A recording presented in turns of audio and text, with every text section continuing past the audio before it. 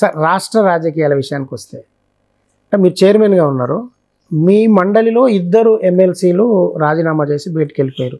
So వాళ్ళ మీద ఏదైనా క్రమశిక్షణ చర్య తీసుకోమని మీ అధినాయకత్వం నుంచి? ఎస్, డెఫినెట్గా మా అధినాయకత్వం కాదు, ఒక బీఆర్ఎస్ పార్టీగా మా అధినాయకత్వం చెప్తే చేయాలి.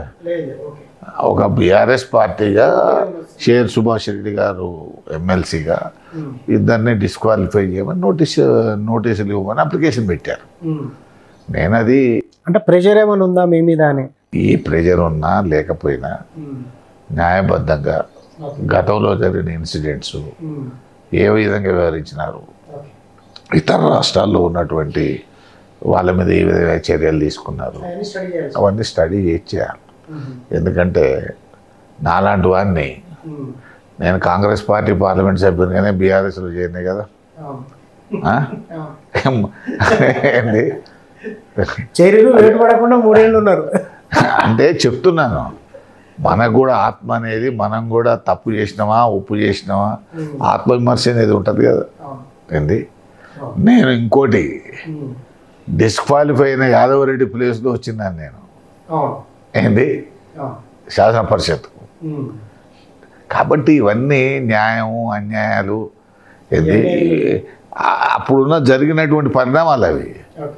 కానీ ఇవాళ మనం నాకు 70 ఏళ్ళు, 70 ఇయర్స్ నేను, కేసీఆర్ గారు సేమ్ వయసు మాది, సేమ్ సంవత్సరం సేమ్ మంత్. నేను 1954, ఆయన 17 to 1954. ఇప్పుడు ఆయనకు కానీ మాకు కానీ ఏదో అబద్ధాలు చెప్పాల్సిన అవసరం లేదు, అన్యాయంగా మాట్లాడాల్సిన అవసరం కూడా లేదు, ఎవరికి అన్యాయం చేయాల్సిన అవసరం కూడా లేదు. ఎందుకంటే ఇవాళ రేపు ఫిరాయింపులు అనేటువంటివి అందరూ ప్రోత్సహించినారు, దీంట్లో ఎవరు తప్పుపడడానికి లేదు. ఏనారా నన్నే ప్రశ్న అడుగుతారు, నువ్వు కూడా కాంగ్రెస్లో గెలిచి మరి టీఆర్ఎస్లో చేరినావు కదా అంటే నా దగ్గర కూడా ఏ సమాధానం ఉంటుంది, నేను కండవగా పోలేదు కదా అంటే that is not the answer. అదే టెక్నికల్ ఇష్యూస్. కాబట్టి మనం కూడా ఏదైనా నిర్ణయాలు చేసేటప్పుడు చాలా జాగ్రత్తగా న్యాయబద్ధంగా. సో ఇప్పుడు 2 మీద నోటీస్ అంటే అప్లికేషన్ మీ దగ్గర పెండింగ్ లో ఉన్నాయి, దాని మీద దాని గురించి సంప్రదిస్తున్నాం. ఎందుకంటే కొందరు ఎమ్మెల్యేలు మారితే కూడా ఇప్పుడు ఆల్రెడీ స్పీకర్కు వాళ్ళు అదే ఫిర్యాదు చేసి ఉన్నారు. ఎవరు చేసినా ఏది చేసినా ఒకవేళ మన దిక్కు చూపెడుతుంటుంది, అది కూడా మనం ఆలోచన చేసుకోవాలి. ఎందుకంటే పదే సికింద్రాబాద్ నుంచి ఇప్పుడు కాంగ్రెస్ క్యాండిడేట్గా ఉన్న Danam Nagender, so BRS MLA, ఆయన డిస్క్వాలిఫై చేసిన తర్వాత ఎక్కడ ఉండాలి ఈ చర్చ జరుగుతుంది. అయితే చట్టం ఏం చెప్తున్నది అనేది చూడాలి. చట్టంలో ఒక పార్టీలో ఉన్నటువంటి వారిని ఇంకో పార్టీ సింబల్ మీద పోటీ చేయడం నిషేధం అని ఎక్కడ లేదు. ఏంది అది లేదు. తర్వాత మనమే కదా ఒక పార్టీ నుంచి ఎమ్మెల్యే ఎన్నికైన తర్వాత మనం మంత్రివర్గంలో తీసుకున్నాం కదా, చాలా ప్రభుత్వాలు చేస్తున్నాయి కదా పని.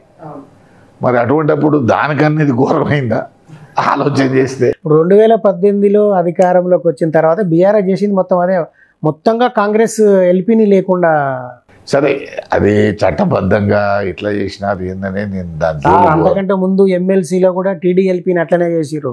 దేశ రాజకీయాల్లో వివిధ రాష్ట్రాల్లో జరుగుతున్నటువంటి పరిస్థితుల్లో మనం చూసుకున్నప్పుడు మాత్రం ఈ పార్టీ ఫిరాయింపులు అనేటువంటివి అన్ని రాజకీయ పార్టీలు ప్రోత్సహిస్తున్నాయి. అసలు యాంటీ డిఫెక్షన్ యాక్ట్ ఉండి ఉపయోగం లేకుండా అయింది కదా. అదే యాంటీ డిఫెక్షన్ లాలో ఉన్న లూప్ హోల్సే కదా. యాంటీ డిఫెక్షన్ లా నేను 2003లో వాజ్పేయి గవర్నమెంట్లో ఉన్నప్పుడే వచ్చింది అది. నేను అప్పుడు పార్లమెంట్ సభ్యుని. ఆ తర్వాత మళ్ళా కొంత అమెండ్మెంట్ ఏదో చేసినారు, ఏదో 2/3 అని అదని ఇదని.